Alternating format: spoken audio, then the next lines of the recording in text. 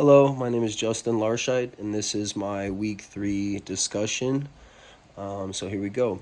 Number one, assessment of the weekly readings include a reaction to the first link that reported even individuals with learning based goal orientations basically don't like negative constructive feedback.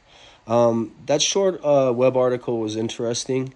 Nobody really likes negative feedback. It takes a lot of emotional intelligence and understanding task conflict and um, pretty much task conflict to really understand that um, even with a learning based goal orientation, you're still going to interpret some criticisms and um, just downplay of your work in a more intrinsic fashion where you take the criticisms more of like an attack on your person instead of just what you were doing in that situation. So that's very interesting. Uh, I like the interpretation of having a learning based goal and orientation would help, or the author's interpretation of that and their assumption that it would help, and if their people had more of a learning based goal orientation, then they'd be able to accept negative feedback. However, they found that with their empirical studies, that wasn't the case, and that nobody really likes negative feedback. So that was interesting. Next, what are your thoughts on online versus paper pencil forms of assessment, and is it better to remove human bias out of the equation? Um, my thoughts on that are a little mixed. Um, like the article even spoke about that an aspect of people and maybe liking the online assessment better is because it's more streamlined and it's an easier thing. Go online, type it in real quick, and you're done. Pencil and paper, it doesn't take much more work at all. But in the modern society that we live in, where technology is everything, then that to some people might seem like an impediment and more of a task. And so, in my perspective, like I said, either way, I don't really matter. It doesn't really matter. Sometimes I think it's situational and contextual. Sometimes for some situations, I think that an online assessment would be satisfactory. However, I also think that sometimes for a more behavioral based assessment and appraisal, a paper and pencil form would be more applicable for where you're in front of somebody administering the assessment, and they also could assess your behavior and things like that, which is very important. That was one thing that I found interesting. I had a couple of notes from that article.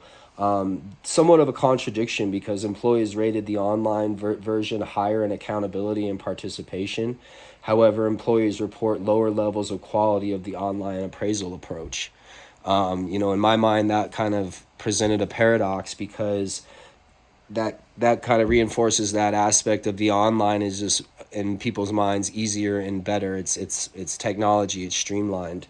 Being so therefore, people might be wanting to more want might be wanting to participate more, and therefore being more accountable on what they're doing. They're being more involved. They have purpose, I guess. But then yet they realize how much of a lower level quality a lower level quality of an assessment that version ascertains, because it excludes the behavior side of evaluation, which is very important. I'll get into that in here more in a sec. An online system, and the author said, an online system may streamline the process in addition to facilitating compliance, but none is as important as evaluating employees on relevant behaviors that are aligned with the overall organizational mission. Once again, the focus on behavior instead of task evaluation. That's important. In order to give a full, thorough assessment, it can't just be task oriented. It has to have elements of behavior orientation within that, because you